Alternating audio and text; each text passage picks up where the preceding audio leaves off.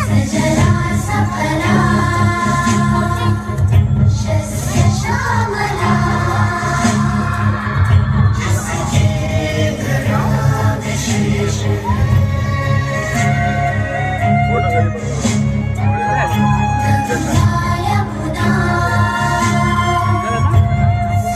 सरस्वती से संचित जोगत देश है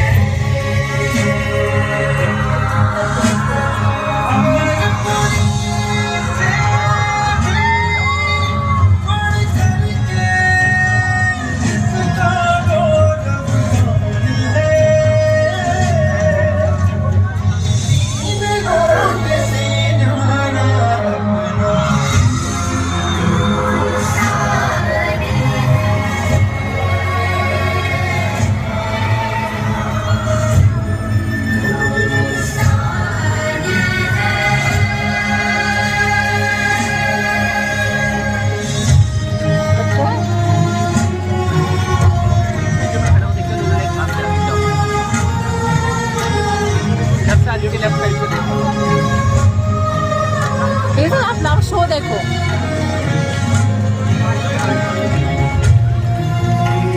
सामने देखो आप सामने देखो।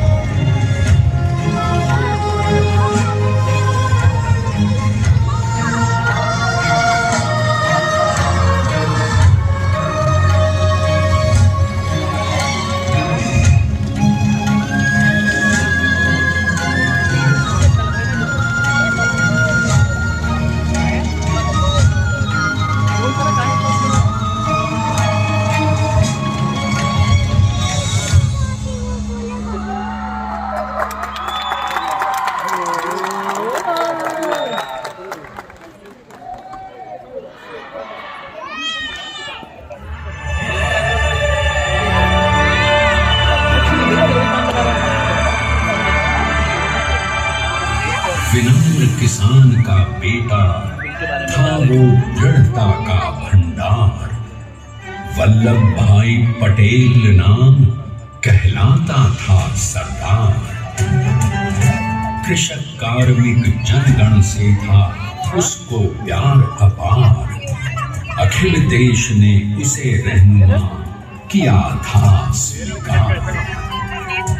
गांधी बापू का शिष्य, सत्य अहिंसा का अवतार, किंतु एक भारत करने को धर लेता हथियार। लौह पुरुष संबोधन था वो लोहे की दीवार।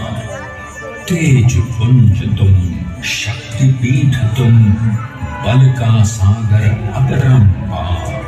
ऋणी देश का नम्र नमन तुम स्वीकारो सदा।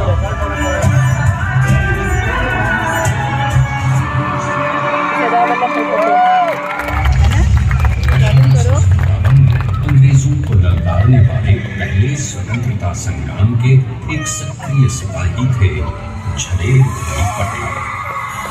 करमसद गांव के इस बहादुर देशभक्त किसान और उनकी पत्नी लाडबाई के 5 बेटों और 1 बेटी में से चौथे पुत्र थे वल्लभ भाई। बालक वल्लभ ने करमसद के बाद नडियाद से अपनी हाई स्कूल की शिक्षा पूरी की। फिर 13 साल की उम्र में उनकी शादी भी हो गई छोटी सी झवेरबाई से। 2 बच्चों, बेटी मणिबहन और बेटे डाया भाई को जन्म देने के बाद झवेरबाई असमय ही चल बसी। सदी बदलने और 20वीं सदी आने पर उनका जीवन भी एक चमत्कार की तरह बदला। पीटर का इम्तिहान पास करके वो वकालत करने लगे। पहले गोधरा, फिर आणंद और उसके बाद अहमदाबाद में। मगर जल्द ही वकालत छोड़कर वो बैरिस्टर बनने की इच्छा से इंग्लैंड चले गए। लंदन में बैरिस्टरी में अव्वल आने और वजीफा जीतने वाले वो अनोखे भारतीय थे। अब तो अहमदाबाद की वरिष्ठ अदालत में बैरिस्टर पटेल की जिरह और जीतों की धूम मच गई।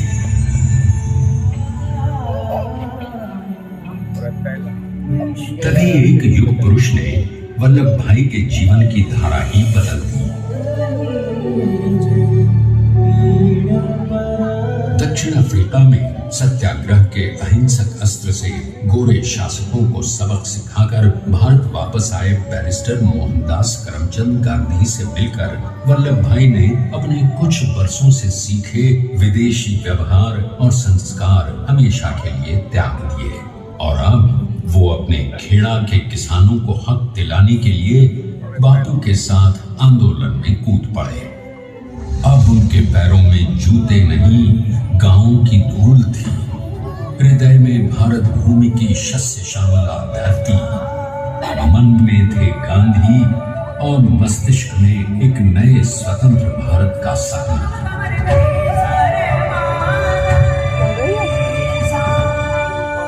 तभी बारडोली के मजबूर मजलूम किसानों की यातना का समाचार उनके पास पहुंचा। तुरंत वल्लभ भाई वहां पहुंचे और यूं शुरू हुआ भारत का सबसे बड़ा और सफल किसान आंदोलन बारडोली। वल्लभ भाई ने बारडोली के 87,000 किसानों को ऐसा अटल अडिग अचल मनोबल दिया कि अंग्रेजी सरकार हिल गई और एक बरस के बाद उनका लगान माफ कर दिया गया। अब तो पूरे देश में लोग वल्लभ भाई के नाम की कस्में खाने लगे। स्वयं महात्मा गांधी ने कहा, अब वल्लभ भाई मेरे शिष्य या साथी नहीं, सारे देश के सरदार हैं और देश को मिल गया एक अनोखा असरदार सरदार।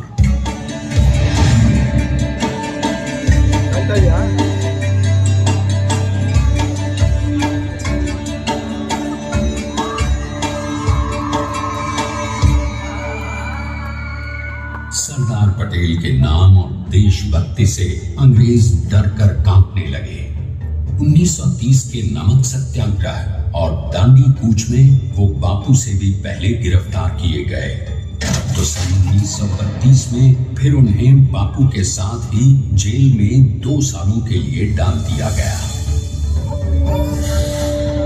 मगर आजादी के दीवानों को, स्वतंत्रता के परवानों को कौन गिरफ्तार कर पाया है। जेल से छूटते ही सरदार को कांग्रेस के नए राष्ट्राध्यक्ष पद पर चुना गया और उनकी सरपरस्ती में राष्ट्रवादी भारतीयों ने तमाम ब्रिटिश सूबों में जीत हासिल कर वहां अपनी स्थानिक सरकारें बनाई। किंतु सरदार का सपना केवल सरकार बनाना नहीं था, उनका स्वप्न तो था एक ऐसे नए भारत का जहां हर रंग, हर रूप, हर जात, मजहब, तबके का हिंदुस्तानी एक साथ मिलकर एक ऐसा नया भारत बना सके जहां पूर्ण स्वराज के साथ सारे समाज को गरीबी, अशिक्षा, छुआछूत से भी आजादी मिल जाए। इसकी पहली रणनीति थी भारत को अंग्रेजों की गुलामी से आजादी, ताकि भारत के लोगों की अपनी सरकार सबके साथ और सबके विकास के लिए काम कर सके। बापू की अगुवाई में अब देश ने अंग्रेजों को अंतिम चेतावनी दे दी, करेंगे या मरेंगे, क्विट इंडिया, अंग्रेजों भारत छोड़ो। बस फिर क्या था, संघर्ष की रणभेरी बजी। 3 सालों के लिए सरदार पटेल को भी सत्याग्रही नेताओं के साथ जेल में ठूंस दिया गया। 2 सालों के बाद अंग्रेजों को बापू के सभी शिष्यों और साथियों को छोड़ना पड़ा।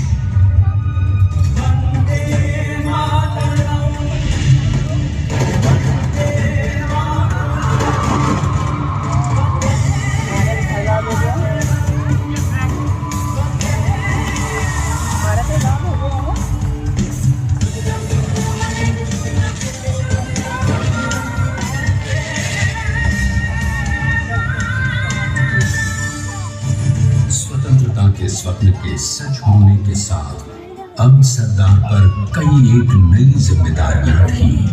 आने वाली आजादी की तैयारी और एक नए भारत के लिए नए लोकतांत्रिक संविधान की संरचना। जैसा उनके साथी ने खुद कहा था, सरदार ने ही छेली हथौड़ी लेकर एक नए भारत को उकेरा है।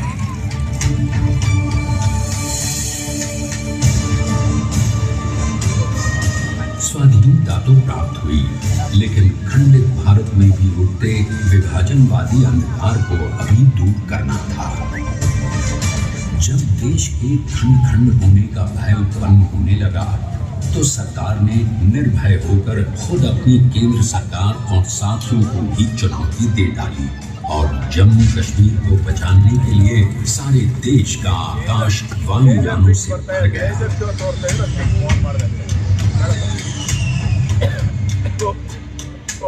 और फिर हैदराबाद और जूनागढ़ के भारत में विलयीकरण को पाकिस्तान से चुनौती मिली।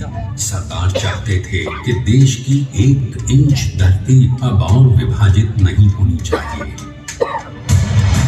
नए भारत को एक करने के लिए समझा बुझाकर मना कर 565 रियासतों को सरदार ने अपनी सूझबूझ सदाशयता संबल से एक नए स्वतंत्र भारत का अभिन्न अंग बना दिया। हमारे इतिहास में अखंड भारत के पुरुषार्थ का ये एक महानतम अध्याय है।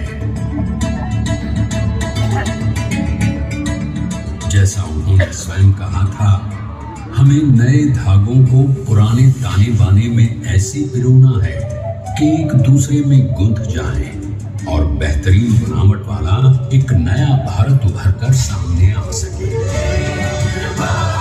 अंततः अपने वज्र दृढ़ संकल्प से एक नया विराट विशाल एक भारत श्रेष्ठ भारत बनाकर दिखा ही दिया सरदार ने।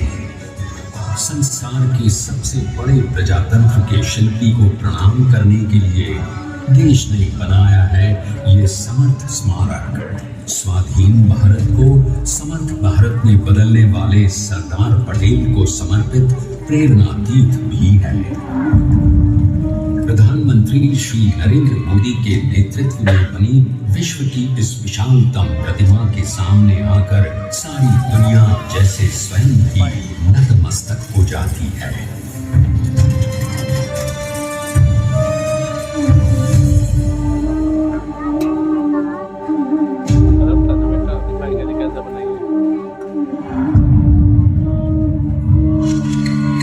देश को बना गया वो अमित अटल, हटा सका उसे न कोई शत्रु दल। चट्टान के समान सा पुरुष प्रबल, तो स्वदेश का सम्मान है पटेल, तो स्वदेश का सम्मान है, तो स्वदेश का सम्मान है पटेल, तो स्वदेश का सम्मान है।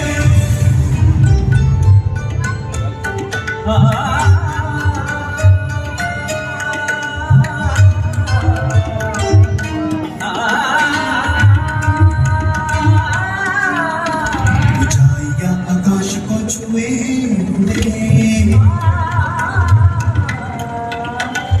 गहराइयां समुद्र की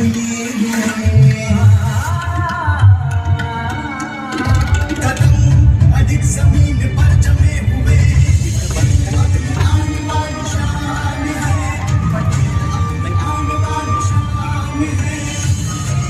तो हाय गाइस, मेरा शो शुरू हो गया है।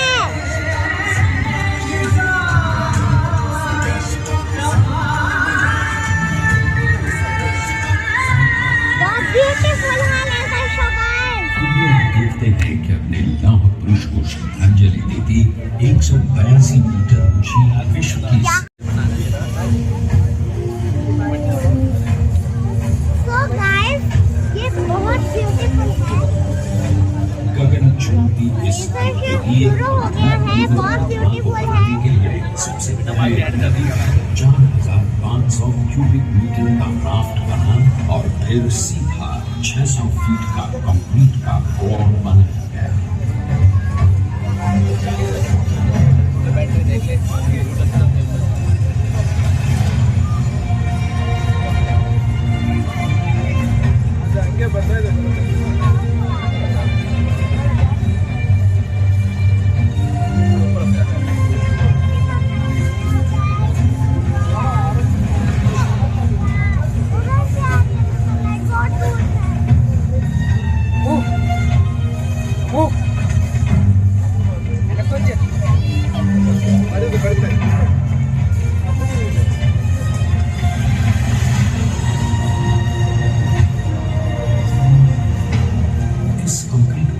साथ लगाया गया स्टील का फ्रेमवर्क।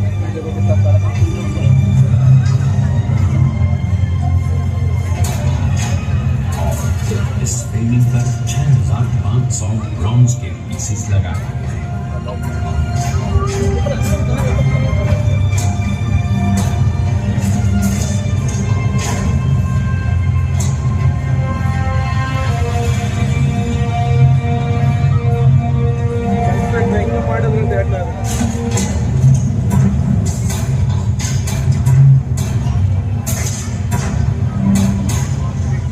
सोचिए कि 182 मीटर ऊंचे इस भव्यांति भव्य स्मारक के निर्माण में कितना सामान और मेहनत लगी है।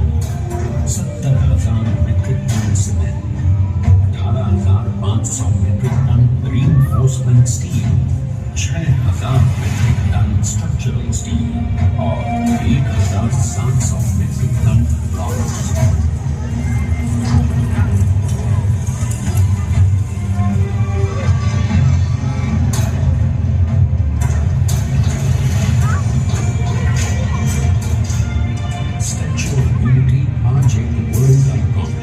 इसे मुमकिन बनाने में एक सेकंड भी ब्रेक लिए बिना देश भर की टीम्स ने 24/7 काम किया।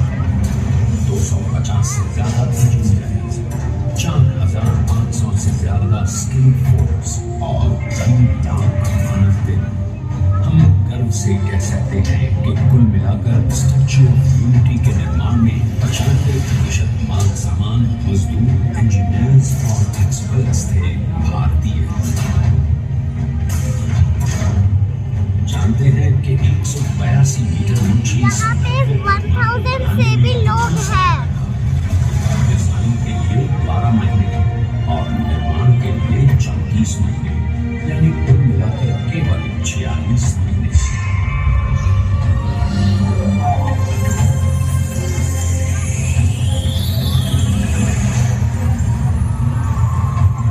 इसी तरह बनी देश के शिल्पकार की एक अनोखी अद्वितीय विशाल प्रतिमा, जो सिर्फ आज ही नहीं बल्कि आने वाले न जाने कितने सालों तक यूं ही चमचमाती रहेगी।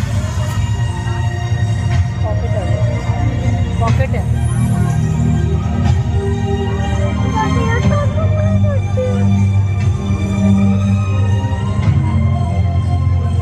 46 महीनों तक लगातार बिना रुके एकजुट होकर न जाने कितनों ने परिश्रम किया और उनका साथ दिया भारत की 125 करोड़ जनता। और तभी मुमकिन हो पाया एक ऐतिहासिक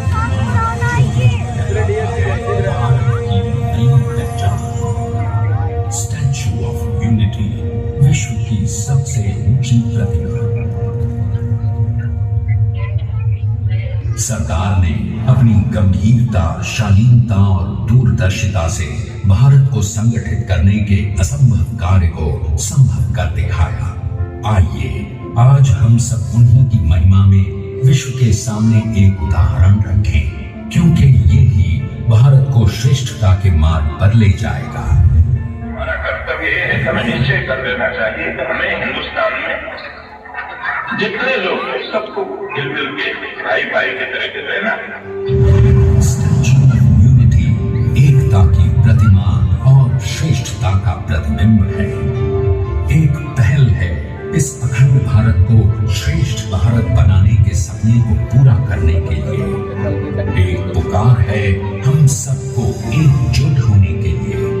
एक आंदोलन है भारत को सबसे आगे ले जाने के लिए, श्रेष्ठ बनाने के लिए। आपके योगदान और विश्वास से ही बनेगा एक भारत श्रेष्ठ भारत। एकता का संदेश है कि भाषा अनेक, भाव एक, राज्य अनेक, राष्ट्र एक, पंथ अनेक, लक्ष्य एक, बोली अनेक, स्वर एक, रंग अनेक, तिरंगा एक, समाज अनेक, भारत एक, रिवाज अनेक, संस्कार एक, योजना अनेक।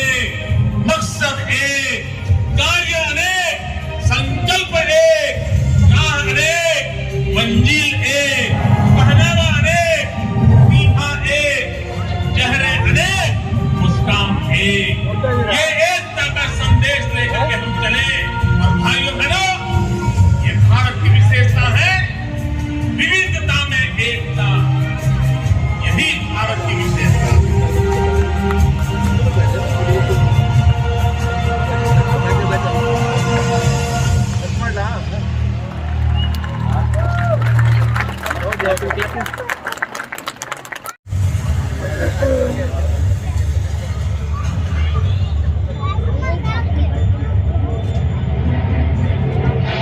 Please stand up for the national anthem.